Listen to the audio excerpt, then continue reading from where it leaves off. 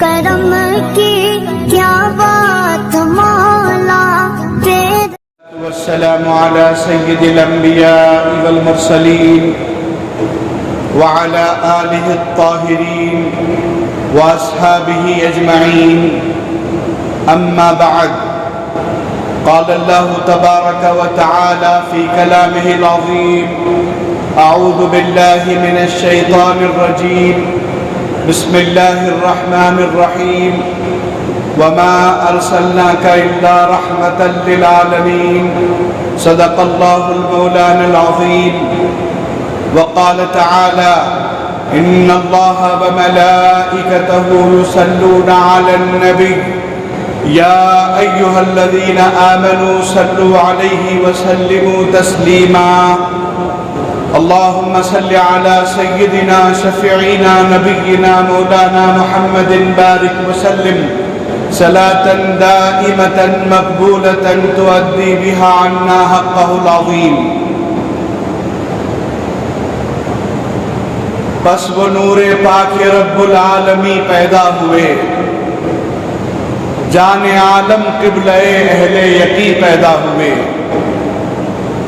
بزرگان محترم برادران عزیز حضرت مولانا نوید افروز نوید صاحب بانی دعوت اہل سنت و جماعت و استاد جامع نظامیہ اور جمیع شرکا السلام علیکم ورحمۃ اللہ وبرکاتہ۔ سب سے پہلے میں آپ تمام کو عید میلاد النبی صلی اللہ علیہ وآلہ وصحبہ وسلم کی مبارکباد پیش کرتا ہوں۔ آپ اور ہم اس حیثیت سے خوش نصیب ہیں کہ ہم نے خطبہ میلاد کو سماعت فرمایا۔ در حقیقت یہ خطبہ میلاد اس سلسلے کی کڑی ہے جو سقوط سلطنت عثمانیہ سے پہلے حرمین شریفین میں صحن کعبہ میں اور مدینہ منورہ میں اہتمام کے ساتھ 12 ربیع الاول کو دیا جاتا تھا۔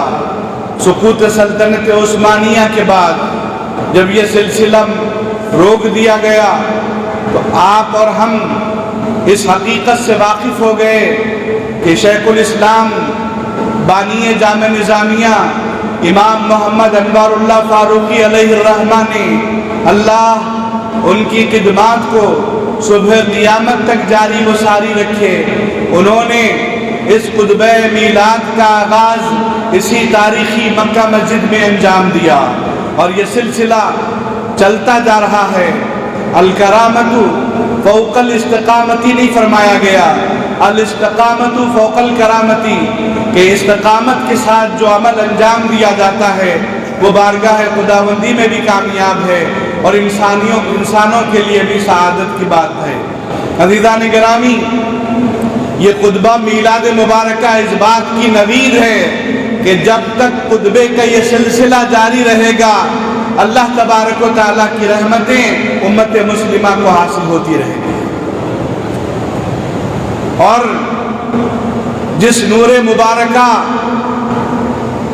کی ولادت سے پاک آج آپ اور ہم خطبے میں سماعت فرمائے ہیں، شیخ الاسلام بانی جامع نظامیہ علیہ الرحمہ نے اپنی تصنیف مقاصد الاسلام کے پہلے حصے میں بشر الکرام فی عمل المولد والقیام میں حضور پاک علیہ السلام کی آمد سے متعلق جو خوبصورت منظر کشی کی کہ دنیا کا سورج جب طلوع ہوتا ہے تو وقت کی کیفیت بدل جاتی ہے، ٹھنڈی ٹھنڈی ہوائیں آتی ہیں، پرندے چہچہانے لگتے ہیں، انبساط کا عالم ہوتا ہے، دلوں میں خوشیوں کی لہر دوڑ جاتی ہے۔ جب دنیا کے سورج کا یہ عالم ہے تو وہ جو مانوی سورج ہیں، جو کائنات کی عظیم محسن ہیں، انسانیت کے سب سے بڑے قائد و رہنما ہیں، محمد عربی صلی اللہ علیہ وسلم ہیں، ان کی آمد سے پہلے اللہ نے کیسا اہتمام نہ کیا ہوگا۔ چنانچہ حضرت عثمان بن ابی العاص رضی اللہ عنہ کی والدہ فرماتی ہیں ولادت مبارکہ سے قبل میں جب بی بی آمنہ رضی اللہ عنہا کے خدمت کے لیے ان کے پاس گئی تو میں نے دیکھا کہ اس گھر پر نور اور انوار کی بارش ہو رہی ہے، یوں محسوس ہوتا ہے کہ ستارے ٹوٹ کے اس گھر پر آ رہے ہیں۔ اور پھر اس کے بعد حضرت شفا رضی اللہ عنہا بیان فرماتی ہیں میری نگاہیں اٹھتی ہیں تو روشنیوں کا ایک جھرمٹ نظر آتا ہے، مشرق میں دیکھتی ہوں تو روشنیاں ہی روشنیاں ہیں، مغرب میں دیکھتی ہوں تو روشنیاں ہی روشنیاں ہیں، یہاں تک کہ مجھے شام کے محلات نظر آتے ہیں۔ یہ رحمت عالم صلی اللہ علیہ وسلم کہ نور مبارک کی آمد سے پہلے کی برکتیں ہیں، یقیناً دنیا والے اہتمام کرتے ہیں، لیکن آپ سیرت ابن اسحاق کا مطالعہ کریں تو حمیری کا واقعہ بھی آپ کے سامنے آئے گا۔ وہ کون ہیں؟ رحمت عالم صلی اللہ علیہ وسلم کی آمد کو ابھی سال 2 سال بھی نہیں، 5-10 سال نہیں، 100-200 سال نہیں، 1000 برس پہلے کی بات ہے کہ طب حمیری تفصیل اس کی زیادہ تفصیل کی متقاضی ہے کہ اسے پتہ چلتا ہے رحمت عالم صلی اللہ علیہ وسلم کا دار الہجرت مدینہ منورہ ہے، چنانچہ وہ اس مقام پر آتا ہے، علماء کی ایک جماعت ہے، گھر کی تعمیر کرتا ہے، عالی شان مکان کی وصیت کرتا ہے کہ وہ نبی آخر الزمان جب تشریف لائیں تو وہ یہ گھر ان کا مسکن ہے، میں انہیں دعوت دیتا ہوں، اگر میں رہوں تو میں دعوت دوں گا، میں نہ رہوں تو وصیت کرتا ہوں کہ جو اس گھر کے نگران ہیں وہ اپنی اولادوں کو وصیت کرتے رہیں، انہیں خوش آمدید کہتے رہیں۔ رحمت عالم کی آمد ہوتی ہے، حضور پاک علیہ السلام دار الہجرت مدینہ منورہ میں تشریف لاتے ہیں، پھر اس کے بعد کیا ہوا؟ سواری پہ سوار ہیں، دلال بدر علینا کی صدائیں گونج گئی ہیں، اب مدینہ کی طرف سواری آ چکی ہے، ہر گھر والا چاہتا ہے کہ یہ نعمت ہمارا مقدر بنے، مرحبا کہتے ہوئے مدینے والے گویا بچھ جاتے ہیں کہ حضور ہمارے گھر تشریف لے آئیں، لیکن رحمت عالم صلی اللہ علیہ وسلم شاہانہ وقار کے ساتھ سوار ہیں، حضور فرماتے ہیں خلو سبیلہا فإنہا مأمورا، لوگوں اس سواری کا راستہ چھوڑ دو، اسے پتا ہے کہ کس مقام پر اس کو روکنا ہے، اس کو حکم دے دیا گیا ہے، اور پھر وہ رکتی ہے تو وہی 1000 برس پہلے طبہ حمیری نے جو مکان تعمیر کیا تھا اس کے سامنے رکتی ہے جو حضرت ابو ایوب انصاری رضی اللہ عنہ کی تحویل میں، وہ لے کے حضور کا سامان سواری سے گھر تشریف لے جاتے ہیں۔ سیرت نگاروں نے ان واقعات کو علیحدہ طور پر بھی بیان کیا ہے۔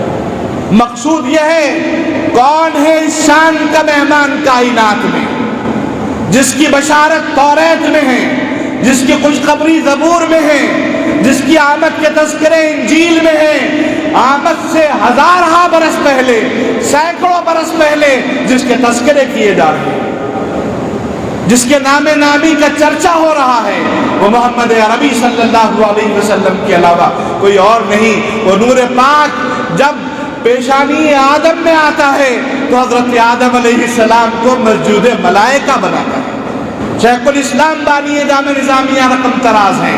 وہ نور پاک جب نوح علیہ السلام کی پیشانی میں آتا ہے تو حضرت نوح کی کشتی سلامت رہتی ہے، ابراہیم علیہ السلام کی پیشانی میں آتا ہے وہ خلیل اللہ ہوتے ہیں، اسماعیل علیہ السلام کی پیشانی میں آتا ہے وہ ذبیح اللہ قرار پاتے ہیں، حضرت عبد المطلب کی پیشانی میں آتا ہے تو وہ زمانے کے سردار قرار پاتے ہیں۔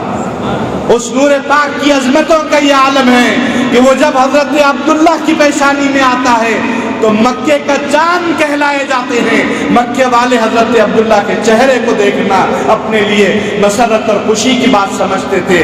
سیرت نگاروں نے لکھا ہے کہ لوگ اگر غمزدہ رہتے، بھوکے پیاسے رہتے، عبداللہ کا گزر ہوتا، ان کے چہرے کو دیکھتے تو قرار آ جاتا۔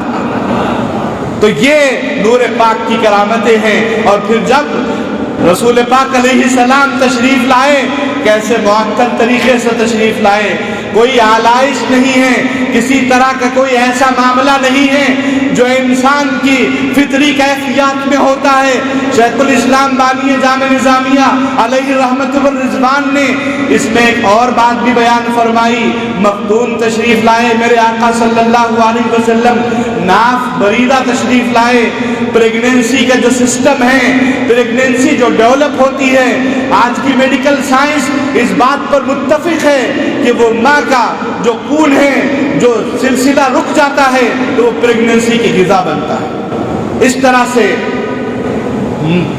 ماں کے پیٹ میں وہ بچہ مہینہ در مہینہ آگے بڑھتا ہے، ترقی پاتا ہے. لیکن میرے آقا علیہ السلام جب تشریف لائے تو ماں اور بچے کا وہ جو کنیکشن ہوتا ہے، جو عارضی پائپ لائن ناف سے جڑی ہوتی ہے، وہ بالکل نہیں تھا. مطلب یہ ہوا نور والے آئے تو عالم بشریت میں لباس بشری پہن کے آئے، لیکن کمال یہ تھا دنیا کو بتا دیا کہ بشری لبادہ ضرور ہے لیکن صرف بشر نہیں ہے، بشر بھی ہے اور نور بھی. نورانیت میں بھی علی وجہ الکمال ہے، بشریت میں بھی علی وجہ الکمال ہے. بشر ہیں تو عالم بشریت کے امام اور قائد ہیں، نور ہیں تو فرشتوں کی جیسی نورانیت نہیں، اس سے بڑھ کے اعلیٰ وارفہ نور ہے. اول ما خلق اللہ نوری، کہ وہ پہلی چیز جس کو اللہ نے پیدا کیا وہ میرا نور. ابھی زمین بھی پیدا نہیں ہوئے، آسمان پیدا نہیں ہوئے، نظم ہستی وجود نہیں بنایا گیا، ابھی سمندر نہیں پیدا کیے گئے. اللہ نے اپنے نبی کے نور کو پیدا کیا. نبی کا نور کیا کرتا رہا؟ اللہ کی تعریف کرتا رہا، توصیف بیان کرتا رہا، حمد و ثنا کرتا رہا. سینکڑوں نہیں ہزاروں برس گزرے، اس کے بعد اللہ نے ایسا کیا کہ اس نور مبارک کو جس شکل میں دنیا میں بھیجنا تھا متشکل فرمایا، مجسم فرمایا. اس کے بعد بھی وہ نور تعریف خداوندی میں مصروف رہا. پھر اللہ نے انسانوں کی تمام ارواح کو پیدا کیا، ان ارواح کو جمع کر دیا. نور کی اطراف میں وہ روحیں جمع ہوئی. جب روحیں جمع ہوئی تو اللہ نے ان روحوں کو تعارف کروایا. وہ نور مصطفیٰ کی تعریف کرتے رہے. ان روحوں میں آدم علیہ السلام سے لے کر قیامت تک جتنے آنے والے ہیں تمام روحیں موجود تھی. پھر حکم ہوا کہ اس نور مصطفیٰ کو دیکھو. جو نور مصطفیٰ متشکل تھا اس کی طرف دیکھنے کا حکم ہوا. حکم الہی کو سن کر روحوں نے نگاہ کو اٹھایا. اب جب نگاہ کو ڈالا تو نور مصطفیٰ کے جس حصے پہ نگاہ پڑی اللہ نے ویسے ہی سرفراز فرمایا. سر پہ نگاہ پڑی اللہ نے دنیا میں بادشاہ بنا دیا.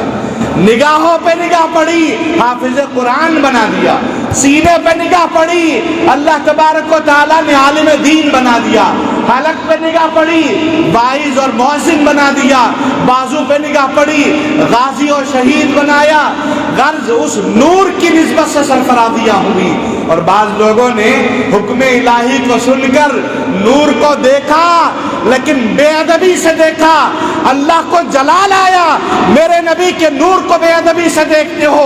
اللہ نے انہیں کیا بنا دیا؟ انہیں کافر بنایا، مشرک بنایا. جو آج کے یہودی ہیں وہ بنا دیا، جو عیسائی ہیں نبی پاک علیہ السلام کی آمد کے بعد حضور کو تسلیم نہیں کرتے، اللہ نے انہیں ایسا بنا دیا. تو بے وجہ کوئی کافر نہیں بنا. آج کا کافر اس روز ازل میں نور مصطفیٰ کی گستاخی کا مرتکب ہوا.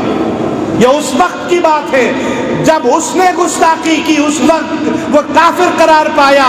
اور جو آج گستاخی کرے گا وہ بھی کافر قرار پائے گا. عزیزان گرامی، یہ نور مصطفیٰ کے کمالات ہیں. اور بعض بد نصیب روحوں نے جب حکم الہی کو سنا تعمیل ہی نہیں کی. اللہ کو اور جلال آیا. اللہ نے انہیں کیسا بنایا کہ وہ نبوت کا دعویٰ کرتے ہیں اور زمانے بھر کی پھٹکار ان پہ ہوتی ہے. تو یہ نور مصطفیٰ کے کمالات ہیں. جس کو جو ملا اس نور کے صدقے میں ملا، اور جتنا ملا اس نور کے صدقے میں ہی ملا. اور صبح قیامت تک اس نور کے صدقے میں عطائیں ہوتی رہیں گی، سرفرازیاں ہوتی رہیں گی.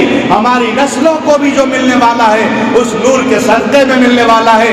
اس لیے ہماری ذمہ داری ہے کہ ہم اپنی نسلوں کو عشق مصطفیٰ کے روشنی سے منور کریں، ان کے سینے میں محبت کا چراغ روشن کریں. اس لیے کہ آج تو میلاد پاک ہے، حضور کا ذکر سن کے اہل محبت کے چہرے اور رونق سے بھر جاتے ہیں، ان کے چہروں پہ خوشی اور مسرت کی حالت ہو جاتی ہے۔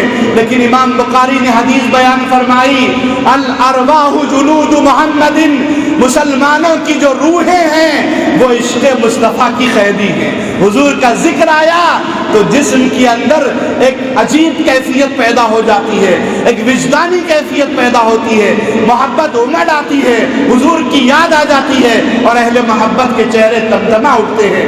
یہ حضور کی محبت اور حضور کی غلامی کی نشانی ہے۔ اللہ ہم تمام کو اور ہماری تمام نسلوں کو نبی پاک صلی اللہ علیہ وسلم کی غلامی کے لیے قبول فرمائے، ایمان کے ساتھ ہماری نسلیں ہوں اور استقامت کے ساتھ ہماری نسلیں ہوں۔ الہی رسول پاک صلی اللہ علیہ وسلم کے میلاد کے فیضان سے ہم تمام کو مالا مال فرما۔